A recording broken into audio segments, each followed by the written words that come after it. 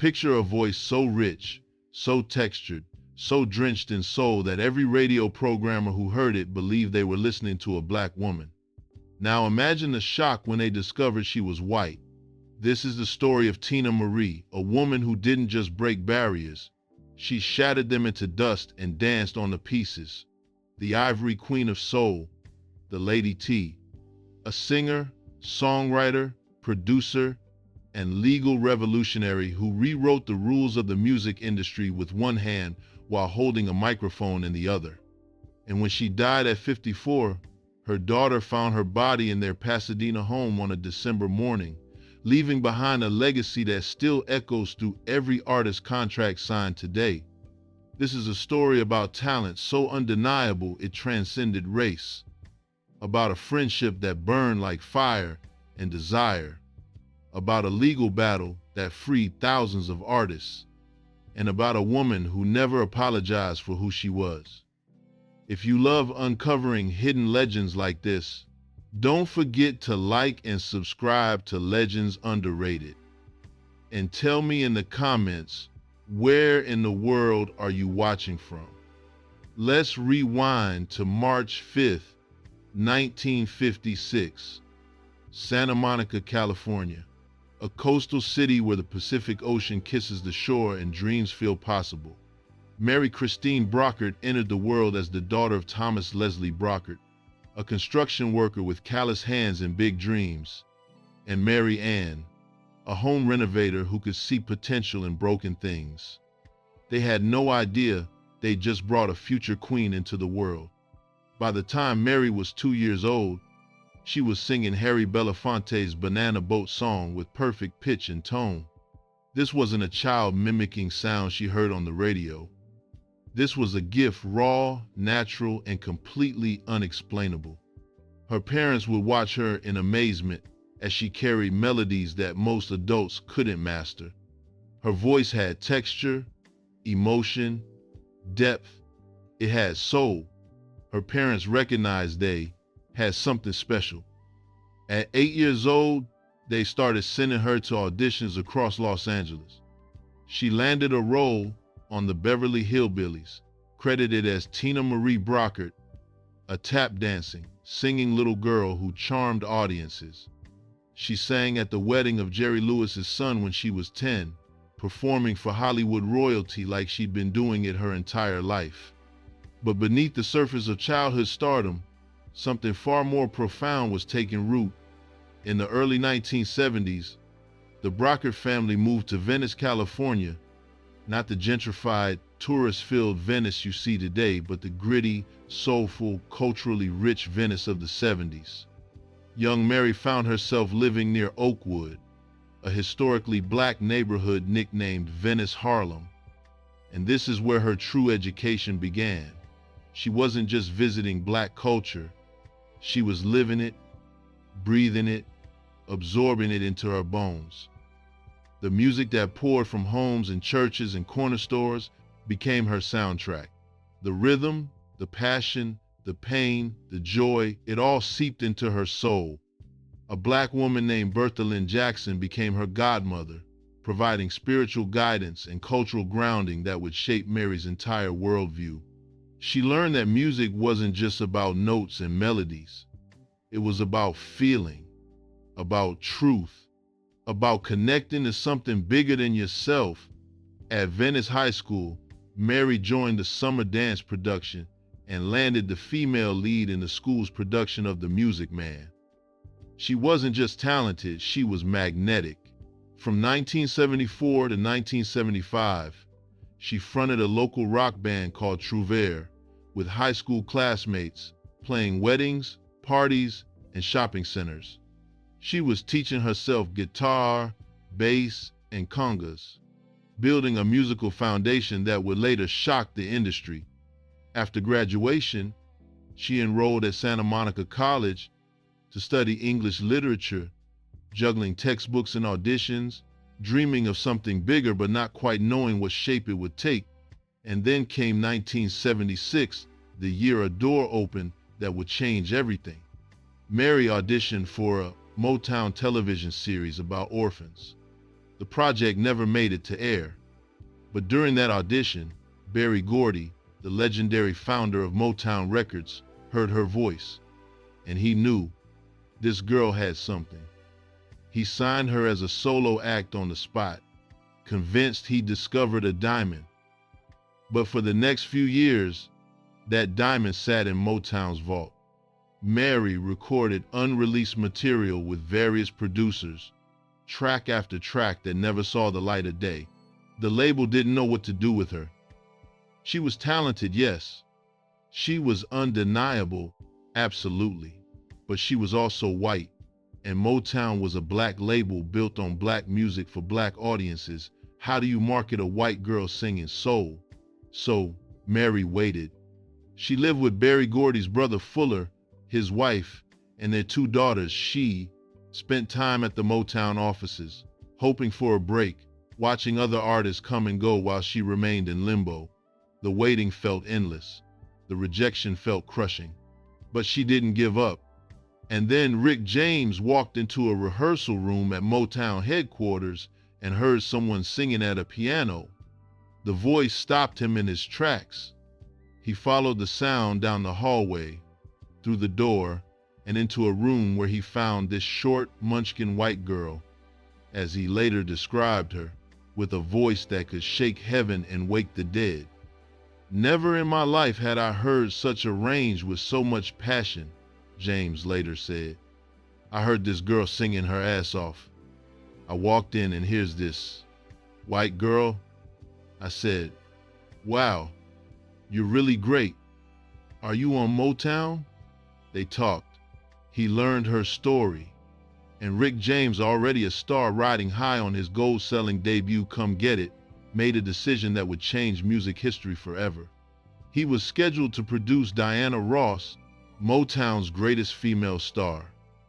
But he turned down that opportunity to work with an unknown white girl named Mary Christine Brockert. That's how much he believed in her voice. Together, Rick James, his co-producer Art Stewart, and Mary created Wild and Peaceful.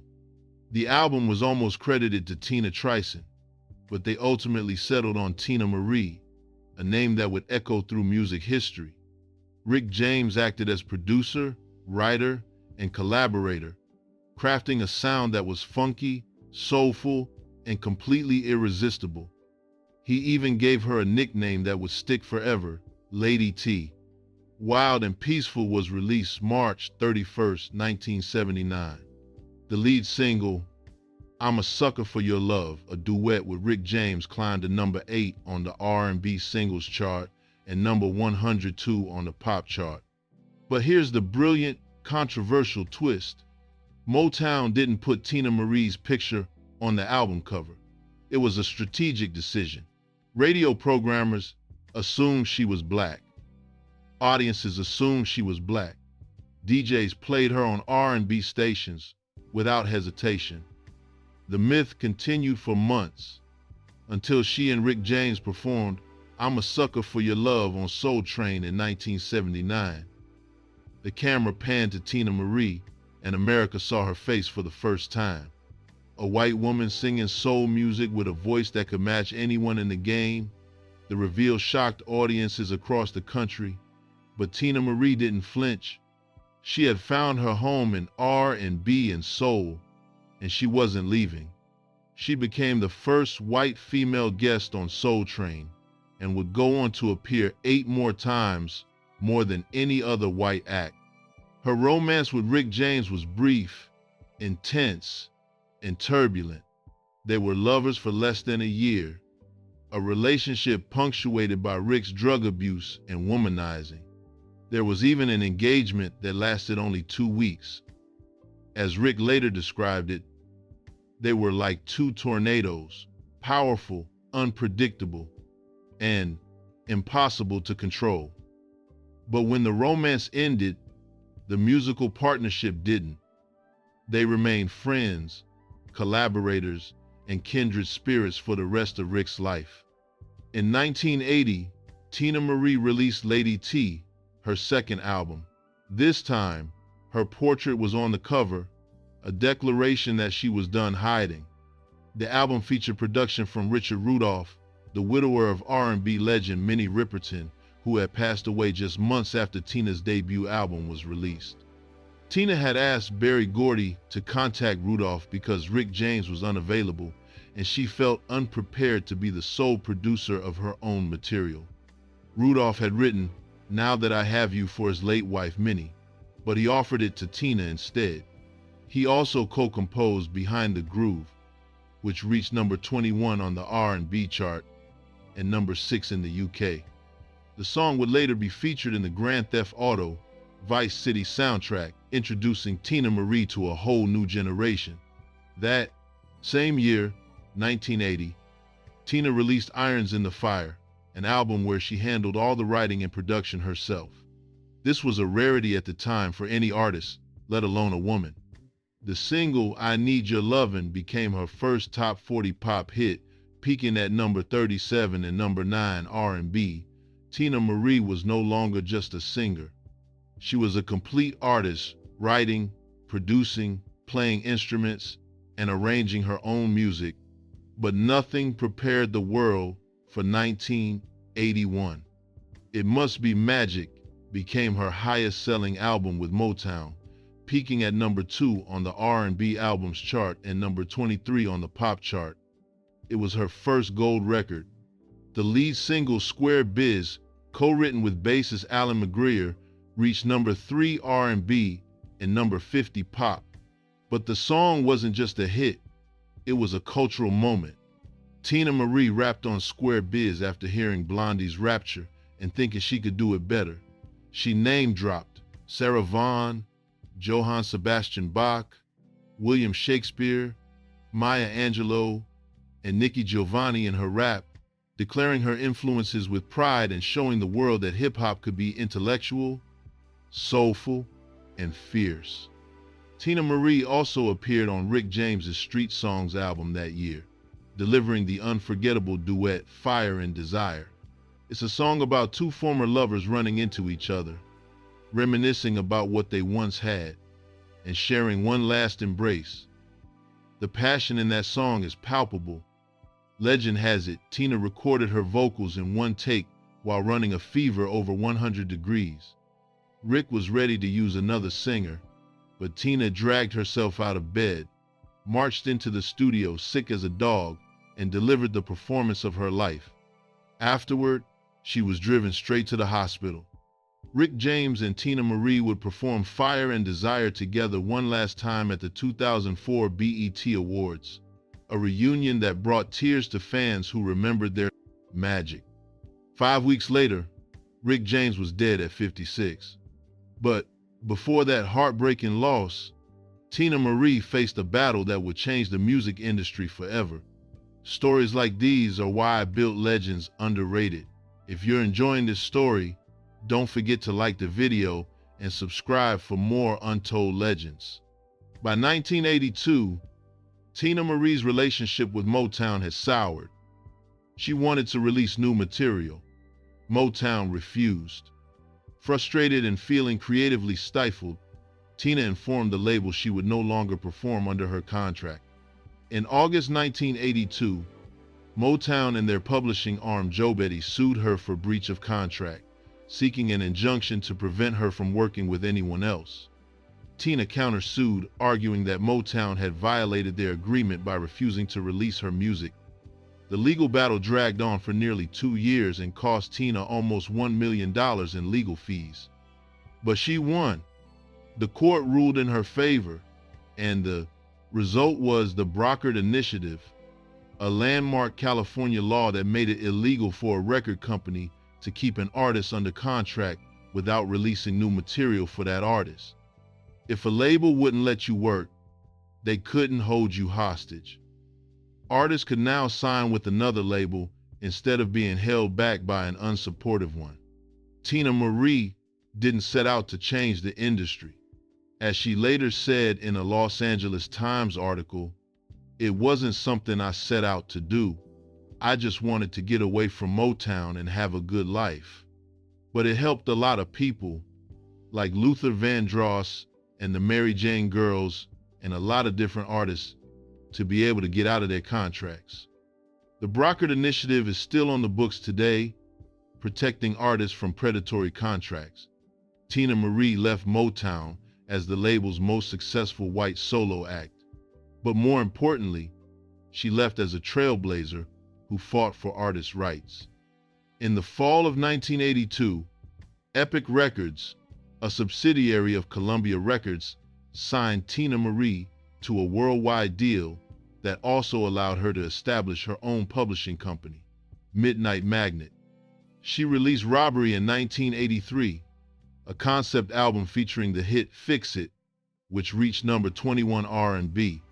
The album also included Casanova Brown, yet another song about her tumultuous, real-life romance with Rick James. Even though their relationship had ended, Rick James remained a muse, a ghost that haunted her best songs. But it was 1984's Star Child that launched Teena Marie into the stratosphere. The album yielded Lover Girl, a song she wrote, composed, and produced entirely by herself. Released in October 1984, Lover Girl became her biggest hit. The song entered the Billboard Hot 100 on December 9, 1984, and climbed steadily for 15 weeks. On March 24, 1985, it peaked at number 4, spending 23 weeks on the chart total. It also reached number 9 on the R&B chart and number 6 on the Dance Club Play chart. The music video, directed by legendary actress Cicely Tyson, featured Teena Marie performing on a smoky stage in a sparkling outfit, playing guitar, and commanding the spotlight with confidence and charisma.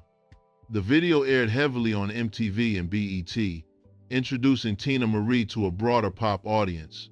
She earned a Grammy nomination for Best Female R&B Vocal Performance at the 28th Annual Grammy Awards, though she lost to Aretha Franklin's Freeway of Love. Lover Girl was Teena Marie's crossover moment, but it would also be her last major pop hit. She continued releasing albums through the late 80s, Emerald City in 1986, Naked to the World in 1988, featuring the number 1 R&B hit Ooh La La La, and Ivory in 1990. But Ivory saw disappointing sales, and Teena Marie made a decision that shocked her fans. She walked away from the music industry for 10 years to raise her daughter, Alia Rose, who was born December 25, 1991. Teena never publicly confirmed who Alia Rose's father was, though some sources suggest she may have been privately involved with a postal worker named Peter Butcher. What's certain is that Teena devoted herself completely to motherhood, choosing her daughter over fame, fortune, and the spotlight. But in 2004, while sleeping in a hotel room, something happened that would alter the course of her life. A large picture frame hanging on the wall fell and struck Teena Marie on the head. The blow caused a serious concussion. From that moment until her death 6 years later, Teena Marie suffered momentary seizures. The accident changed everything, but it didn't silence her. That same year, she returned to music with La Doña, released on Cash Money Records' classic sub-label. The title La Doña, Spanish for the godmother, was a name her manager used to show the utmost respect. Cash Money's Birdman introduced her as La Doña during recording sessions, telling her the album had a gangsterish sound, even the ballads. "You're just an OG," he told her, and she loved it. La Doña became her highest charting album, peaking at number 6 on the Billboard 200, a gold-certified triumph built on an Al Green sample, I'm Still in Love, which reached number 23 R&B and number 70 pop. The album also featured A Rose by Any Other Name, a duet with the late Gerald Levert. Teena Marie earned another Grammy nomination for Best Female R&B Vocal Performance for Still in Love.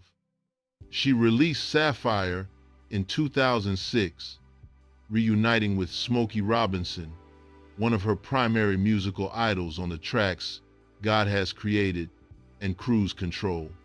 The album peaked at number 24 on the Billboard 200 and gave her another choral R&B Top 40 hit with Ooh Wee, which reached number 32. In 2009, Congo Square arrived, a deeply personal, jazz-influenced album dedicated to the giants who inspired her. As she told Blues and Soul magazine editor Lee Tyler, every single song on the record is dedicated to someone or some musical giant that I love. The Pressure is dedicated to Rick James. Can't Last a Day is dedicated to The Gamble, and Huff Sound the Philly International Sound. Then Baby I Love You and Ear Candy are dedicated to Marvin Gaye and Curtis Mayfield, with memories of riding down Crenshaw in LA in Jeeps and bumping to music on the 808 drum machine. While Miss Coretta is, of course, dedicated to Mrs. Coretta Scott King, the late wife of Martin Luther King. Sales-wise, Congo Square proved another success, reaching the top 20 on Billboard's Top 200 and giving Teena Marie yet another top 10 R&B chart entry. She was back. She was thriving. She was creating music that honored her past while embracing her present. But the seizures hadn't stopped. They were still there, lurking in the shadows, waiting. On December 26, 2010, Alia Rose walked into their Pasadena home and found her mother unresponsive. Teena Marie had suffered a grand mal seizure, also known as a generalized tonic-clonic seizure, 1 month earlier, which had caused broken ribs after a fall. But this time, there was no recovery. The autopsy, performed December 30th by the Los Angeles County coroner, found no signs of trauma or discernible cause of death. The conclusion: natural causes. She was 54 years old. It had been 6 years since that picture frame fell on her head. 6 years of living with seizures. 6 years of fighting to keep making music despite the constant threat. A memorial service was held at Forest Lawn Cemetery on January 10, 2011. Stevie Wonder attended. Smokey Robinson, Denise Williams, Berry Gordy, Lisa Ray, Sinbad, Tichina Arnold, Queen Latifah, Shanice Wilson, Tata Vega. They came to honor the Ivory Queen of Soul, to say goodbye to Lady T, to celebrate a woman who never apologized for being herself. This twist shocked the world, and if you never want to miss stories like this, make sure you're subscribed to Legends Underrated, and don't forget to like the video if this story moved you. Teena Marie left behind more than music. She left behind a law that protects artists to this day. She left behind a daughter who continues her legacy as a singer under the name Rose LeBeau. At the time of her death, Teena had been working on her 14th studio album, Beautiful. Alia Rose finished it posthumously, and it was released January 15, 2013. A final gift from a mother to the world. In 2023, 13 years after her death, Teena Marie won a Grammy Award, her first, for Best R&B Song, as co-writer of Beyoncé's Cuff It. The recognition came too late for her to accept it in person, but it was a reminder that her influence never died. Teena Marie was also godmother to actress and comedian Maya Rudolph, daughter of Minnie Riperton, and to Marvin Gaye's daughter Nona Gaye. She cared for Rick James's son, Rick Jr. Singer Lenny Kravitz posted a video after her death, revealing that Teena Marie had taken him into her home and helped him when he was struggling early in his career. She was a mentor, a friend, a protector, but her greatest legacy is this: a white woman who became royalty in black music, who proved that soul has no color, who fought Motown and won, who recorded Fire and Desire with a fever, who rapped on Square Biz before it was cool, who wrote and produced her own hits when women weren't supposed to, who walked away from fame to raise her daughter, who came back stronger, who never, ever apologized for who she was. Teena Marie was the Ivory Queen of Soul, the Lady T, a revolutionary, a warrior, a voice that transcended race and time, and her throne will never be empty